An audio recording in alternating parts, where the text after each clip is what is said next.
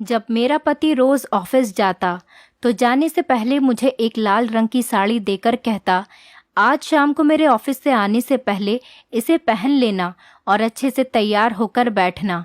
आज हमारे यहाँ बहुत खास मेहमान आ रहे हैं। मैं साड़ी ले लेती और शाम को तैयार होने लगती तो मेरे घर का नौकर मुझसे कहता, दीदी भगवान के वास्ते ये साड़ी मत पहनो वरना आज गजब हो जाएगा। तुम नहीं जानती हो सारी रात तुम्हारे साथ यहाँ क्या खेल खेला जाता है। आज तुम ये साड़ी मुझे दे दो। आज ये साड़ी पहनकर तुम्हारी जगह पर मैं बैठूंगा और तुम छुपकर सब कुछ देख लेना। फिर तुम्हें मेरी बात पर भरोसा हो जाएगा और तुम सब कुछ समझ जाओगी। लेकिन मुझे अपने नौकर की सारी बातें झूठी लगती थी क्योंकि मुझे साड़ी पहनने के बाद कुछ भी याद नहीं रहता था। लेकिन आज उसने मुझसे बहुत ज़्यादा जिद की और मेरे आगे हाथ जोड़ने लगा तो मैंने उसे अपनी साड़ी दे दी। उसने मेरी वो साड़ी पहन ली और अपने सर पर एक लंबे बालों की विग लगा ली और औरतों की तरह तैयार होकर वो मेरे कमरे में बैठ गया। रात को जब मेहमान आए तो मेरा पति एक एक करके उन्हें मेरे कमरे में ले जाता, मगर कुछ समय बाद ये देख मेरे पैरों तले से ज़मीन निकल गई जब उन मेहमानों ने मेरे नौकर के साथ शाम के 5 बज रहे थे। जब मैं सोकर उठी तो मेरे घर में हर तरफ चहल पहल मची हुई थी। मेरी माँ मेरे छोटे भाई से कह रही थी कि जल्दी मार्केट जाओ और अच्छा सा नाश्ता लेकर आना और देखना कोई चीज़ न रह जाए। जब मैंने अपनी माँ से पूछा तो मुझे पता चला कि हमारे घर पर रिश्ते के लिए कुछ मेहमान आ रहे हैं। फिर माँ ने मुझसे कहा कि एक अच्छा सा सूट पहनकर तैयार हो जाओ। मैं अपनी माँ को देखने लगी लेकिन मैंने उनसे कुछ नहीं कहा। मैंने एक नया जोड़ा निकाल कर पहन लिया और हल्का फुल्का सा मेकअप कर लिया। थोड़ी देर बाद वो रिश्ते वाले मेहमान हमारे घर पर आ गए। माँ ने उनको ड्राइंग रूम में बिठाया और ख़ुद भी उन्हीं के साथ बैठ गई। मुझे उन्होंने कहा कि मैं चाय बना लूँ। घबराहट की वजह से मेरे तो हाथ पैर फूल रहे थे, पर मैंने चाय बनाई और जब मेरी माँ ने इशारा किया तो मैं चाय की ट्रे लेकर मेहमानों के सामने आकर बैठ गई। उनमें से एक औरत मुझे गौर से देख रही थी। मुझे उसी समय अंदाज़ा हो गया था कि मैं इन्हें पसंद आ चुकी हूँ। उनके देखने का तरीका बता रहा था और बाकी लोगों को भी मैं और मेरे परिवार वाले पसंद आ गए। अगले दिन उन्होंने हमारे घर पर फ़ोन करके बता दिया कि हमारी तरफ से हाँ है। माँ ने भगवान का शुक्रिया किया और भगवान का नाम लेकर मेरी मंगनी प्रकाश से कर दी और 2 महीने बाद की शादी की तारीख तय हो गई थी। इन 2 महीनों में मैंने प्रकाश से थोड़ी बहुत फ़ोन पर बात की थी। वो मुझसे मेरी फ़ोटो मांगते लेकिन मैं उन्हें मना कर देती थी। खैर हमारे इंतज़ार की घड़ियां ख़त्म हुई और वो दिन आ गया जब मैं प्रकाश की दुल्हन बनकर उसके घर पर आ गई। शादी की रात के बारे में जो सपने मैंने देखे थे वो सब ही सच हो गए थे। मेरा घूंघट उठाते ही प्रकाश ने बहुत ज़्यादा तारीफ़ की और मेरा हाथ पकड़कर मुझसे कहने लगे कि तुम जानती हो मैं तुमसे कितनी मोहब्बत करता हूँ। जब मैंने पहली बार तुम्हें देखा था उसी समय मैंने सोच लिया था कि मेरी दुल्हन बनने के लायक सिर्फ तुम ही हो। तुम मुझे सारी लड़कियों से अलग लगी थी। मैं तुम्हारा ज़िंदगी भर बहुत ख्याल रखूँगा। मैं चाहता हूँ कि तुम हमेशा इतनी ही खूबसूरत दिखो। घर के कामों के लिए यहाँ बहुत सारे नौकर हैं। तुम्हें यहाँ पर कोई काम करने की ज़रूरत नहीं है। तुम बस मुझे खुश करना और मेरे लिए हमेशा सज संवर कर रहना। मेरे लिए इतना ही बहुत है। उनकी ये बातें सुनकर मुझे बहुत अच्छा लगा था। अब तो मैं भी उनकी दीवानी हो गई थी। उन्होंने अपने सारे वादे पूरे किए जो उन्होंने शादी की रात मुझसे किए थे। वो रोज़ जब ऑफिस से घर आते तो मेरे लिए गिफ्ट ज़रूर लेकर आते थे। प्रकाश की मोहब्बत ने मुझे सब कुछ भुला दिया था। अब मैं पहले से भी ज़्यादा खूबसूरत हो गई थी। प्रकाश की मोहब्बत से मेरा रूप दिन ब दिन निखरने लगा था। जब मैं अपने मायके जाती तो मेरी दोस्त और मेरे पड़ोसी मुझे खूब गौर से देखती और मुझसे कहती, तुम्हारी तो लॉटरी निकल गई, तुम्हें इतना मोहब्बत करने वाला पति मिला है। मोहब्बत में डूबे दिन रात ऐसे ही गुजरने लगे। यहाँ तक कि मेरी शादी को 4 महीने हो गए थे। एक दिन प्रकाश ने मुझसे कहा कि उन्हें किसी काम से दूसरे शहर जाना है और वो मुझे सुबह मायके छोड़कर चले जाएंगे और 20 दिन के बाद वो वापस आकर मुझे लेने आ जाएंगे। उनके ऑफिस की कोई मीटिंग थी, इसीलिए उनका जाना बहुत ज़रूरी था। मैंने भी कहा ठीक है। प्रकाश ने मुझे शाम के टाइम मेरे मायके छोड़ दिया और खुद एयरपोर्ट की तरफ निकल गए। उसके बाद तो मेरी जिंदगी में जैसे तूफान सा आ गया। 20 दिन के बाद प्रकाश मुझे मायके से घर तो ले गए, लेकिन वो मुझे बहुत बदले बदले लग रहे थे। अब वो मुझसे बात भी बहुत कम करने लगे थे। उनकी आंखों में मुझे पहले वाली मोहब्बत नहीं दिखती थी। अब मुझे उनके साथ अजनबी सा फील होता था। अब उनका ज़्यादा समय ऑफिस में ही गुजरता। जब मैं उनसे इस बात की शिकायत करती तो वो मुझसे अपने बिजनेस का बहाना कर देते थे। कहने लगते थे कि मुझे ऑफिस में बहुत ज़्यादा काम होता है। कभी कहते कि घर में हर ज़रूरत की चीज़ है, फिर तुम्हें किस चीज़ की ज़रूरत है। मैं अपने काम में बहुत ज़्यादा बिजी रहता हूँ, तुम्हें थोड़ा बर्दाश्त करना पड़ेगा। मैं उनसे कहती कि मुझे चीज़ों की नहीं आपकी ज़रूरत है, मगर शायद अब प्रकाश के पास मेरे लिए वक्त नहीं था। मैं घर पर सारा दिन अकेली बोर होती रहती थी। इसीलिए मैंने खाना पकाने वाली और सफाई करने वाली नौकरानी को छुट्टी दे दी। मैंने सोचा कि मैं घर का सारा काम अब खुद ही करूँगी। हो सकता है इसी से मेरा समय गुजर जाए और मुझे प्रकाश के इंतज़ार की तकलीफ़ भी नहीं सहनी पड़ेगी। लेकिन ये सिर्फ मेरा ख्याल ही था, क्योंकि मुझे घर का काम छोड़े हुए बहुत टाइम हो गया था।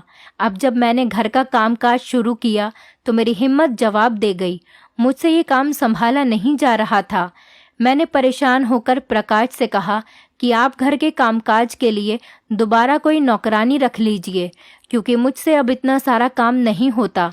लेकिन प्रकाश कहने लगे कि अब हमें नौकर की कोई ज़रूरत नहीं है।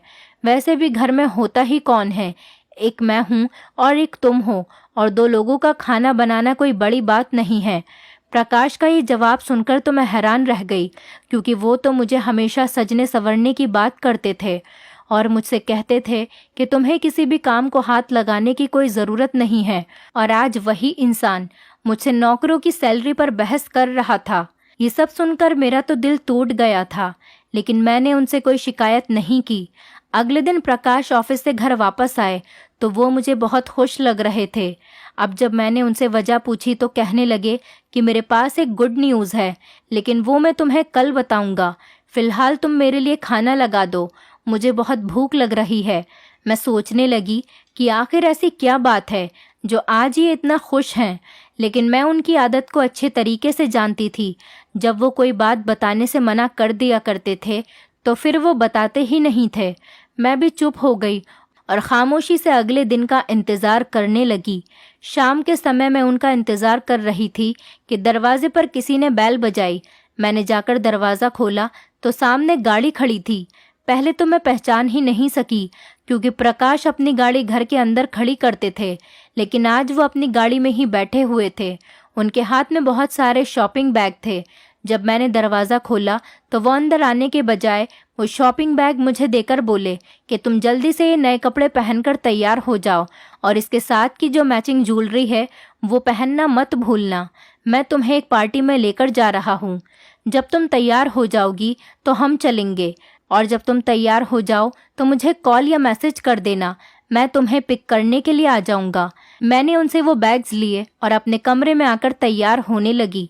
मैं खुशी खुशी प्रकाश के साथ जाने के लिए तैयार हो रही थी।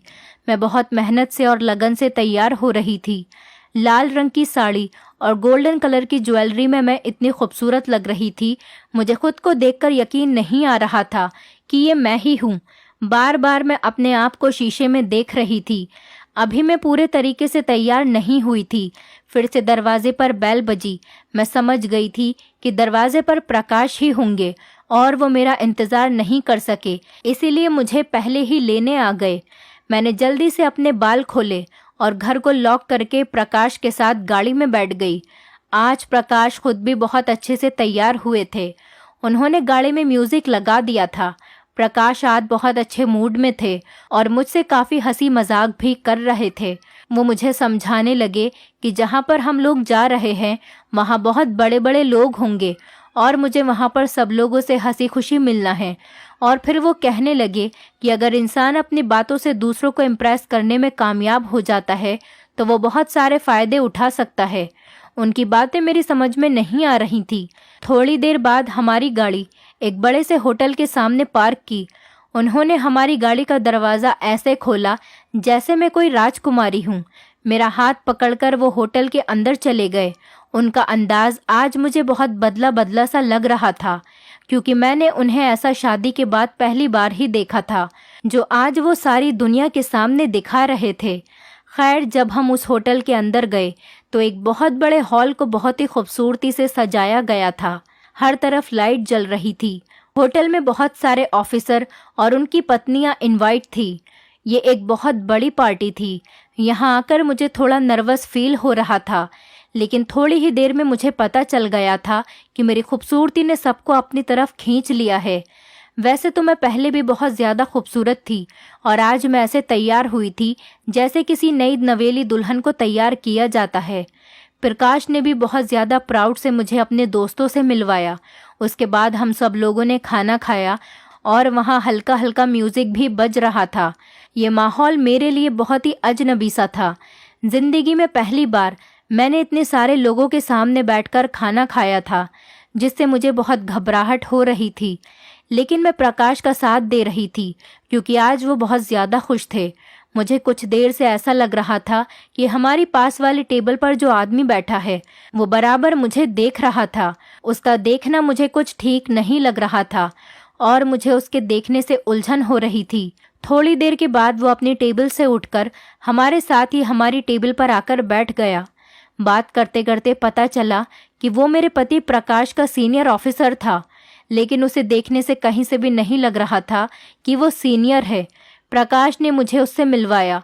उससे हाथ मिलाने के लिए अपना हाथ आगे किया। न चाहते हुए भी मुझे सबके सामने उससे हाथ मिलाना पड़ा। हाथ मिलाते हुए उसने मेरा हाथ अपने हाथ से हल्के से दबा दिया था। उसकी ये हरकत मुझे बहुत बुरी लगी थी। प्रकाश ने भी ये बात नोटिस की थी, लेकिन उन्होंने कुछ भी नहीं कहा। वो चुप रहे। मुझे अपने पति की इस हरकत पर बहुत हैरत हो रही थी कि वो ये सब कुछ कैसे बर्दाश्त कर रहे हैं। प्रकाश ने मुझे बताया कि ये मिस्टर खन्ना हैं। अगर ये चाहें तो मुझे बहुत जल्दी प्रमोशन मिल सकता है। मिस्टर खन्ना की बातचीत जारी रही। वो बहुत ज़्यादा दिलचस्प बातें कर रहे थे, लेकिन वो बराबर ही मुझे देखे जा रहे थे। जब पार्टी ख़त्म हुई तो मिस्टर खन्ना मेरे पति से हंस हंस कर बातें करने लगे। वो उनके साथ साथ ही चलते हुए होटल से बाहर आ गए। मुझे उनका हमारे साथ में चलना बिल्कुल भी अच्छा नहीं लग रहा था। खैर, अब हम पार्टी से अपने घर वापस आ गए थे। प्रकाश ने घर आकर मुझे शुक्रिया अदा किया, क्योंकि पार्टी में मैंने उनका पूरा साथ दिया था। इसी खुशी में प्रकाश ने मुझसे वादा किया कि वो जल्दी ही घर में किसी नौकरानी का इंतज़ाम कर देंगे। बस अब मुझे उनके साथ ऐसी ही पार्टियों में जाना होगा और उनके बड़े बड़े ऑफिसर से मेलझोल बढ़ाना होगा। अगले दिन जब मैं सोकर उठी तो 12 बज रहे थे। प्रकाश खुद ही नाश्ता करके घर से ऑफिस के लिए निकल गए थे। 1 घंटे बाद मैं फ्रेश होकर बैठी तो दरवाजे पर किसी ने बेल बजाई। उस समय मेरे पति घर पर नहीं होते थे और वो उस समय कभी घर पर आते भी नहीं थे। मैं सोच रही थी कि पता नहीं कौन है। जब मैंने दरवाज़ा खोला तो प्रकाश ही थे। उनके उस समय घर पर आने पर मुझे बहुत ज़्यादा हैरत हुई, लेकिन उनके बराबर में मैंने एक लड़के को खड़ा हुआ देखा तो मैं समझ गई थी लड़के की उम्र 16-17 साल की होगी। उसका रंग सफ़ेद और सुर्ख था। प्रकाश ने मुझे उस लड़के से मिलवाया। मुझसे कहने लगे कि ये श्यामू है, बहुत ही जिम्मेदार और शरीफ बच्चा है, हर काम करना जानता है। इसने कुछ समय होटल में भी काम किया है। ये घर के सारे कामों से लेकर गाड़ी चलाना भी जानता है। प्रकाश ने उसकी तरफ इशारा करते हुए उसका कंधा थपथपाया तो उसने अपनी नज़रें नीचे कर ली। मुझे उसका ये अंदाज बहुत अच्छा लगा। प्रकाश ने मुझे बताया कि ये एक बहुत ही गरीब घर से है। आज सुबह तुम सो रही थी तो मैं घर से नाश्ता किए बगैर ही चला गया था। मैंने सोचा कि मैं किसी ढाबे पर ही नाश्ता कर लूँगा। वहाँ मेरी मुलाकात श्यामू से हुई। ये मुझसे बहुत खुश दिली से मिला और इसने मुझे बहुत अच्छा नाश्ता बनाकर खिलाया। मैं इसे ज़्यादा तनख्वाह देने की बात करके अपने साथ में लेकर आ गया। ये तुम्हारी हर काम में मदद करेगा और तुम्हारे छोटे भाई की तरह ख्याल रखेगा, है ना श्यामू? उन्होंने श्यामू की तरफ देखा तो उसने जी हाँ में सर हिला दिया। खैर, मैं भी सुकून से हो गई थी कि नौकरों की फौज से जान छूटी। अच्छा है, एक ही नौकर घर के सारे काम कर लेगा। मुझे भी आसानी होगी और ज़्यादा सर खपाना भी नहीं पड़ेगा, श्यामू ने सच में मुझे बहुत आराम पहुंचाया। वो सारे काम औरतों से भी ज़्यादा अच्छे से करता था और कोई फालतू बात भी नहीं करता था। अब मैं बहुत ज़्यादा चैन से हो गई थी। श्यामू से मुझे हमदर्दी सी हो गई थी। अब वो मुझे मेरे छोटे भाई की तरह ही लगता था। वो मुझे भी दीदी दीदी कहता तो मुझे एहसास होता कि इसके दिल में मेरे लिए कितनी इज्जत है। एक दिन जब मैं सुबह उठी तो श्यामू अपने कमरे में नहीं था। मुझे फिक्र होने लगी कि पता नहीं कहाँ चला गया। मैंने बाहर जाकर देखा तो वो लॉन में बैठा हुआ रो रहा था। मैं उसके आंसू देखकर समझ गई कि ज़रूर उसकी कोई ना कोई मजबूरी होगी या उसके घर में कोई परेशानी होगी, वरना वो इस तरीके से नहीं रोता। वो तो हमेशा हंसी खुशी रहने वाला लड़का था। फिर मैं श्यामू के पास गई। उसने मुझे देखा तो वो अपने आंसू मुझसे छुपाने लगा। शायद वो मुझे अपनी परेशानी बताना नहीं चाहता था। मैंने उससे काफ़ी पूछने की कोशिश की, लेकिन उसने मुझे कुछ भी नहीं बताया।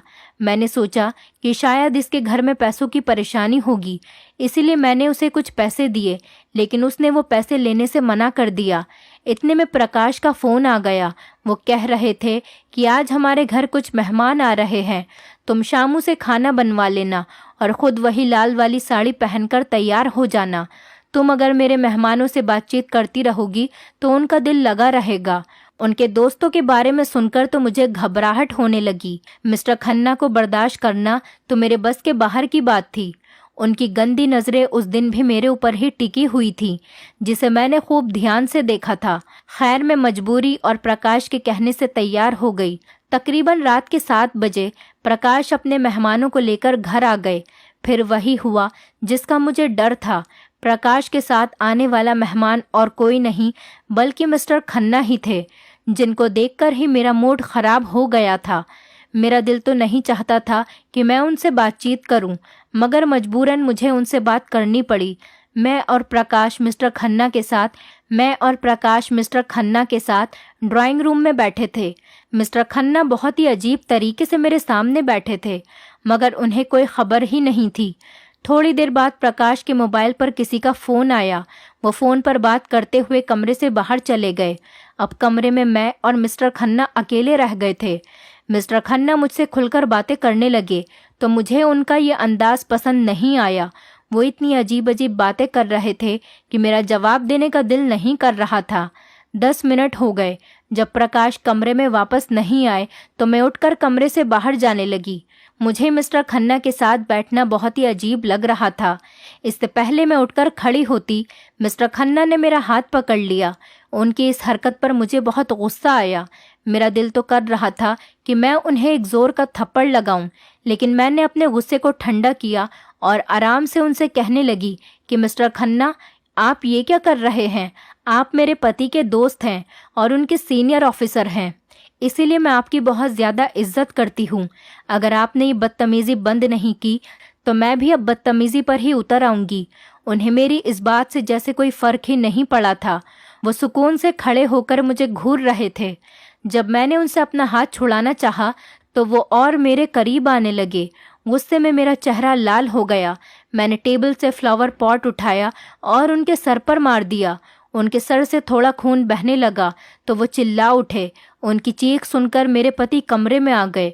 मिस्टर खन्ना दर्द से चीख रहे थे और मेरे पति को बहुत गुस्सा आ रहा था। बजाय इसके वो अपने दोस्त मिस्टर खन्ना को कुछ कहते, उन्होंने उल्टा मुझे ही डांटना शुरू कर दिया। कहने लगे कि तुम पागल तो नहीं हो गई हो? ये तुमने क्या कर दिया? अभी और इसी समय उनसे माफ़ी मांगो। मैंने उनसे माफ़ी नहीं मांगी और उनकी तरफ देखते हुए ज़मीन पर थूक दिया और कहने लगी कि मिस्टर खन्ना अगर इस पूरे देश के राजा भी होते तो भी मैं उनसे माफ़ी नहीं मांगती। उल्टा इन्हें मुझसे माफ़ी मांगनी चाहिए, जो गंदी हरकत इन्होंने मेरे साथ की है। मेरी बात सुनकर प्रकाश ने मुझे बहुत ज़्यादा गुस्से में देखा और मुझसे कहने लगे, अगर तुमने मिस्टर खन्ना से माफ़ी नहीं मांगी तो मैं तुम्हें यहीं खड़े खड़े डिवोर्स दे दूंगा। अपने पति की ये बात सुनकर तो मैं हैरान रह गई। क्या कोई भी शरीफ इंसान अपने दोस्त की खातिर अपनी पत्नी को तलाक दे सकता है? मैं भी जिद पर अड़ गई, क्योंकि मिस्टर खन्ना की हरकत ही ऐसी थी कि उनसे माफ़ी मांगने का तो सवाल ही पैदा नहीं होता था। मुझे यूं खामोश खड़ा देखकर प्रकाश उल्टी गिनती गिनने लगे। वो सोच रहे थे कि अगर वो मुझे छोड़ने की धमकी देंगे तो मैं मिस्टर खन्ना के पैर पड़ने लगूंगी और उनसे माफ़ी मांग लूंगी। लेकिन मैं भी अपनी बात से नहीं हटी और मैंने उनसे माफ़ी नहीं मांगी।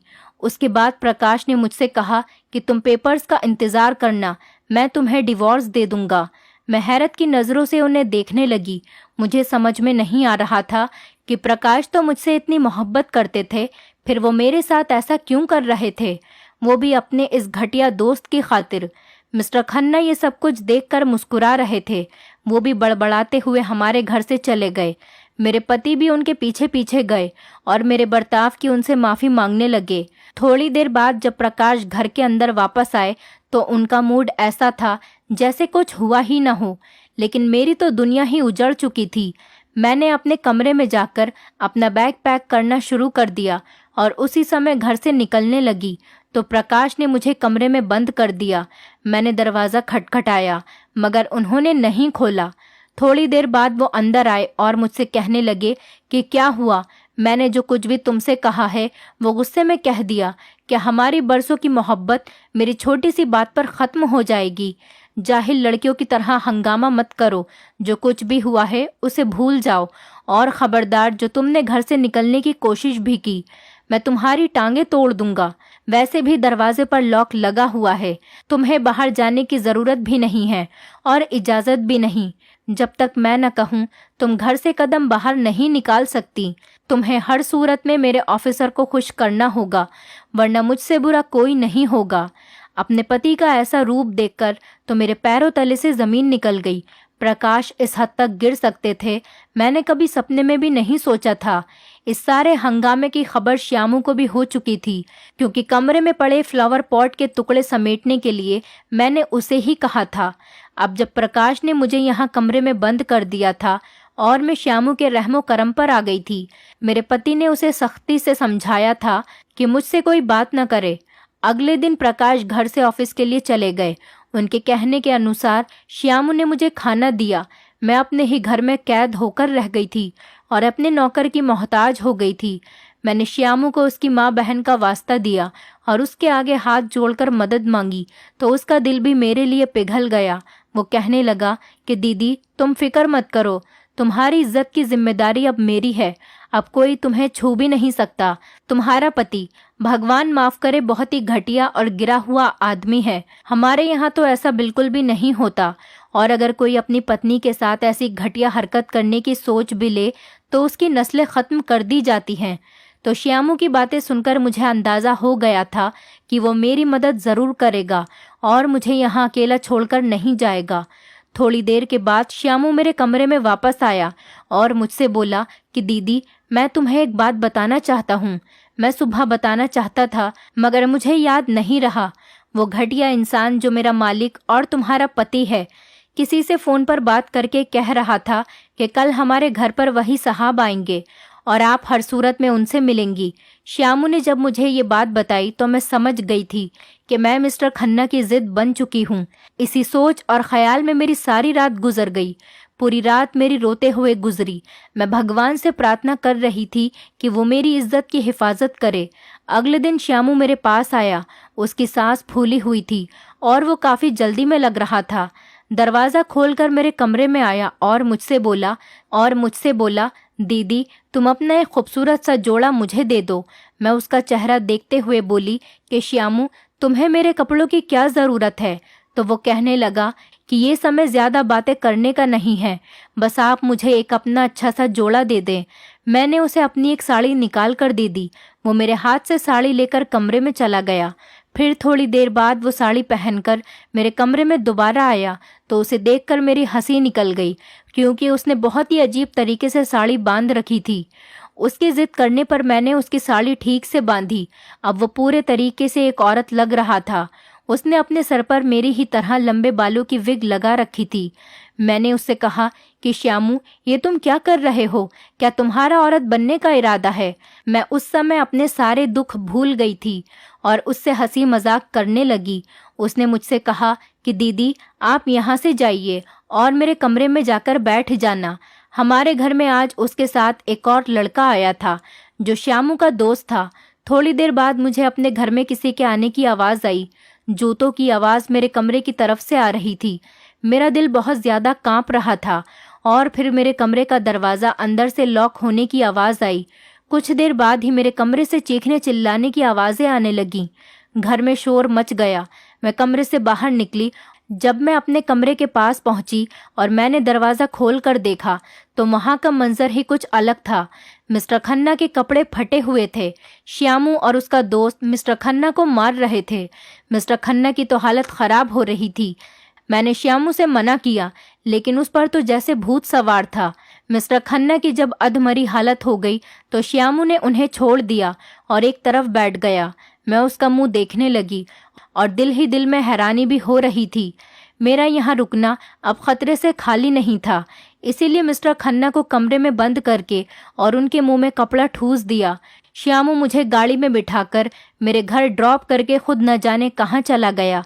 मैंने अपने माता पिता को सारी बात बताई तो वो उसी समय मुझे इस शहर से लेकर दूसरे शहर चले गए।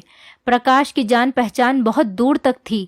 उसने मुझे डिवोर्स दे दी थी, मगर वो अपना बदला लेना नहीं भूला था, क्योंकि वो मेरे जरिए अपने ऑफिसर्स को खुश करके प्रमोशन लेना चाहता था। वो कभी भी मुझसे अपना बदला ले सकता था। कुछ दिनों बाद ही मेरी शादी मेरी माँ के दोस्त के बेटे से हो गई। अब मैं अपने घर में अपने पति के साथ बहुत खुश थी। मेरा घर छोटा सा था और मेरे पति एक छोटी सी नौकरी करते थे, लेकिन वो मेरी बहुत ज़्यादा इज्जत करते थे और मेरा बहुत ख्याल रखते थे। मेरे घर में खुशियाँ ही खुशियाँ थीं। भगवान ने मुझे बच्चे की खुशी भी दे दी थी। ये सब होने के बाद प्रकाश के बॉस ने उस पर फ्रॉड का केस करके उसकी सारी जायदाद हथिया ली थी और उसे जेल भिजवा दिया था। आगे मैं बस इतना ही कहूँगी कि भगवान दुश्मन को भी ऐसा पति न दे जो अपनी पत्नी की इज्जत नीलाम करना चाहता हो, अपनी पत्नी को सीढ़ी बनाकर आसमान की ऊंचाइयों को छूना चाहता हो। दोस्तों, उम्मीद करती हूँ आपको हमारी कहानी पसंद आई होगी। कहानी पसंद आई है तो वीडियो को लाइक करें, चैनल पर नए हैं तो चैनल को सब्सक्राइब करें और हाँ, नोटिफिकेशन बेल को ज़रूर दबाएं ताकि अगली अपडेट सबसे पहले आपको मिले।